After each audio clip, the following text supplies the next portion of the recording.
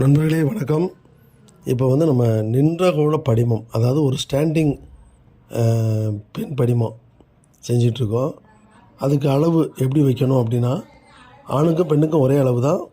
உயரத்தை 9 பாகம் பண்ணி ஒரு முகம் அந்த முன்கால் கீழே பாதத்துக்கு கால் முகம் வச்சிடணும். அதுக்கு மேலே முன்கால் 2 முகம், 1 2 வச்சாச்சு. அதுக்கு மேலே கால் முகம் முட்டி, அதுக்கப்புறம் தொடை 2 முகம், 1 இன்னொன்று 2.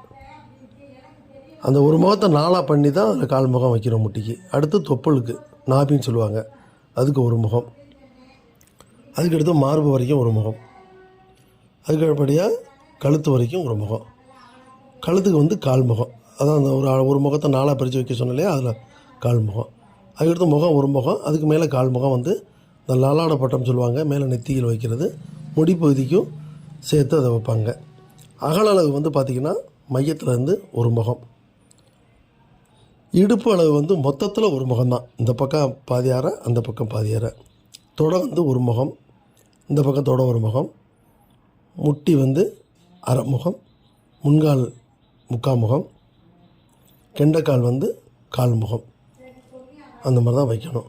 இந்த 2 தொடைக்கும் இடைப்பகுதியில் ஒரு கால் முகத்துக்கு பாதி விட்டுட்டு அந்த வி ஷேப்பில் தான் அந்த காலை நிப்பாட்டணும். இடையை ரொம்ப அழகாக நளினமாக செய்யணும். இடையை ரசித்து அழகாக செய்யலாம், பார்க்குறதுக்கு ரொம்ப அழகாக இருக்கும். சிற்பத்தில் மட்டும்தான் நீங்கள் அந்த இடைப்பகுதியை, பெண்ணுடைய இடைப்பகுதியை ரசித்து செய்ய முடியும். ஏன்னா அதில் அக்யூரேட்டாக நம்ம பண்ணினா தான் அது அழகு. அது மொத்தத்தில் அது ஒரு முகம் தான் வைக்கணும் அந்த இப்போ நம்ம செஞ்சுட்டுக்கூடிய இடத்துல. அப்புறம் அதுக்கு கீழே, அந்த இடுப்புக்கு கீழே, இடுப்புன்னு சொல்கிறாங்களே, அந்த இடைக்கு கீழே மொத்தத்தில் 2 முகம் வச்சு நல்லா கொஞ்சம் அகலமாக, நம்மளுடைய கற்பனைக்கு ஏற்றவாறு கொஞ்சம் கூடவோ குறைச்சோ அந்த நளினத்துக்கு ஏற்ற மாதிரி நம்ம செய்யலாம். இந்த மாதிரி தான் அளவு முறைகள் வைக்கணும். அடுத்து கம்பி வச்சுட்டு அளவு மேலே 2 முகம் வைக்கணும். முன்கை 1.5 முகம் வைக்கணும். அந்த குச்சியில் பாதி, அது ஒரு முகத்தோடைய அளவு தான். அப்போ அங்கே அந்த இடத்துல ஒரு முகம், ஒரு முகம், மொத்தம் 2 முகம். மேற்கை அபயம் பிடிச்சிருக்க கையில் 1.5 முகம் கை, 1, அந்த 1ல் பாதி அரை. இந்த மாதிரி தான் கைக்கு நம்ம அளவு வைக்கணும். இது போக தனியாக தலைக்கு மேலே கிரீடை 1.5 முகம் வச்சுக்கலாம், சிகாமணியோடு சேர்த்து. அது அந்த கிரீடத்துக்கு உள்ள அளவு.